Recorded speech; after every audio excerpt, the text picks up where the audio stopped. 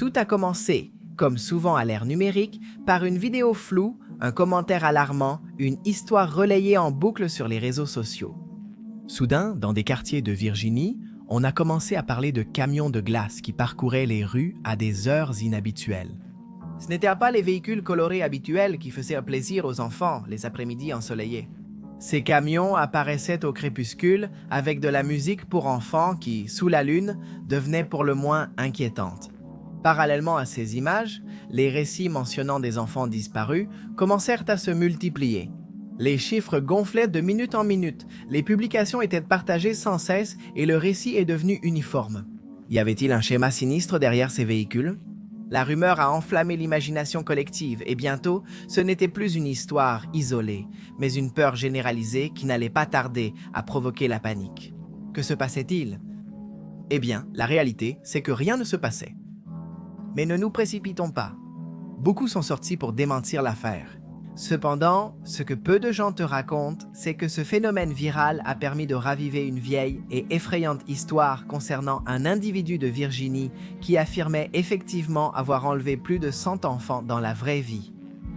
Bienvenue dans l'affaire du camion de glace et des enfants disparus de Virginie.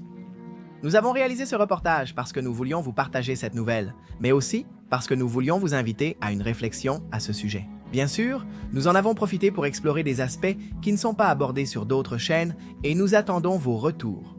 Si vous voulez que ces vidéos courtes sur l'actualité continuent, écrivez « viral » en commentaire. Si plus de 500 personnes le font, nous en réaliserons une nouvelle. Chaque dimanche, retrouvez des émissions spéciales de plus de 40 minutes sur cette chaîne. Commençons.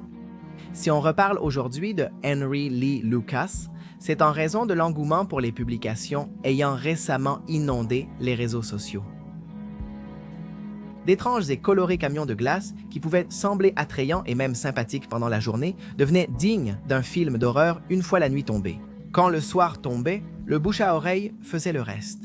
Une mère inquiète partageait un avertissement sur Facebook, un jeune le relayait sur TikTok, un autre le renforçait sur un forum de quartier. Chaque publication ajoutait du drame, et bientôt les camions de glace devinrent les protagonistes d'une conspiration qui les présentait comme des véhicules, ou des chasseurs d'hommes.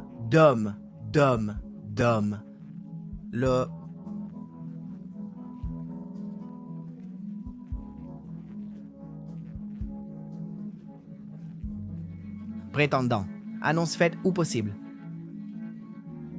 Bloods monte sur scène dans les éléphants, dans les...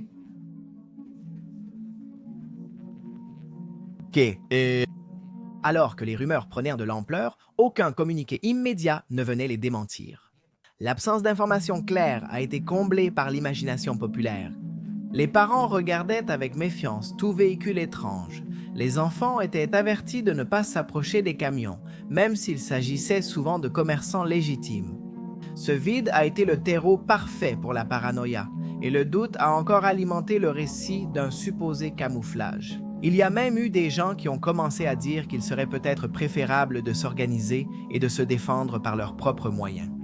On a spéculé sur le fait qu'il y aurait déjà des voisins armés prêts à ne pas rester les bras croisés. C'étaient des voisins prêts à défendre les mineurs. Il était évident qu'à tout moment, tout pouvait devenir incontrôlable. La situation devenant intenable, la police a publié un communiqué officiel.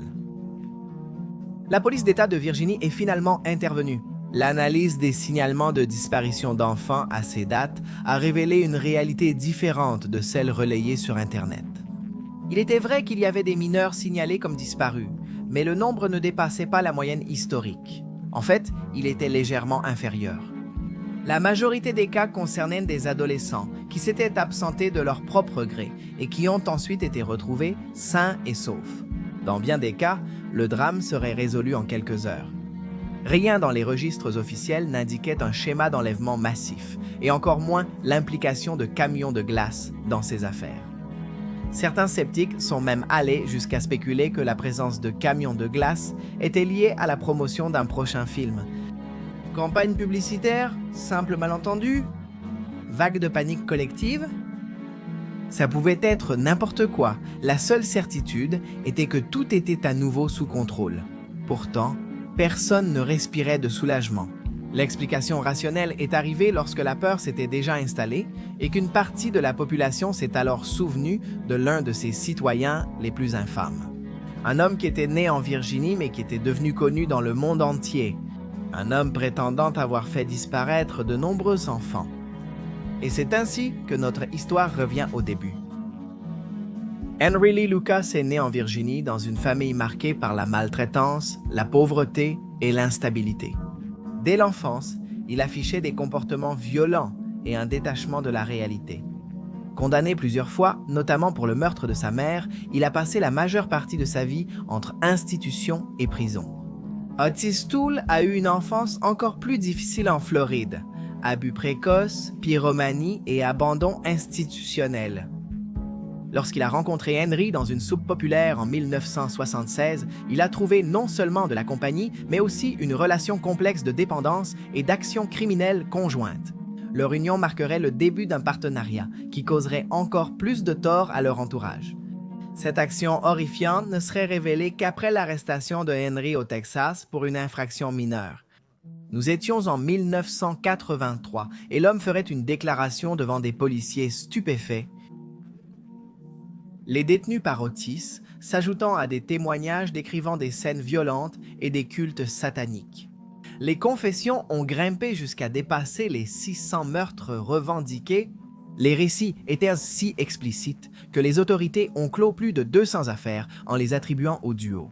Le phénomène a atteint son apogée lorsque Lucas a permis aux enquêteurs de visiter avec lui des scènes de crimes supposés, tandis que Toole confirmait les récits avec sa propre version. Cependant, un rapport gouvernemental au Texas a révélé que la plupart de ces aveux étaient impossibles à réaliser chronologiquement. Lucas exagérait souvent pour obtenir des avantages en prison. De meilleurs repas, des promenades ou une attention particulière. Parmi les récits les plus troublants, Lucas et Toole ont affirmé avoir enlevé et tué de jeunes enfants. L'un des cas les plus marquants fut celui d'Adam Walsh, 6 ans disparu dans un centre commercial en 1981. Selon les impitoyables, les criminels travaillaient pour une secte appelée la Main de la Mort. Ils enlevaient des enfants qu'ils remettaient à de mystérieux individus qui pratiquaient des rituels sataniques et tournaient des vidéos. SNAF, les déclarations sordides ont choqué tout le monde. Des milliers d'enfants disparaissent chaque jour aux États-Unis. Ce qui a été raconté pouvait donc être vrai. Ces monstres travaillaient-ils vraiment pour quelqu'un? La version officielle dit que non, qu'il s'agissait de mensonges inventés pour être au centre du spectacle. D'autres pensent qu'il y a quelque chose de plus sombre derrière tout ça, et que l'on a profité du fait que les hommes n'étaient pas tout à fait sains d'esprit pour les faire passer pour des délires. Henry et Otis étaient-ils vraiment des ravisseurs d'innocents, ou bien a-t-on fait passer Henry pour un imposteur? Mais il était la main droite d'une secte cruelle. Henry, le célèbre tueur de Virginie, est mort en prison en 2001, emportant la vérité avec lui.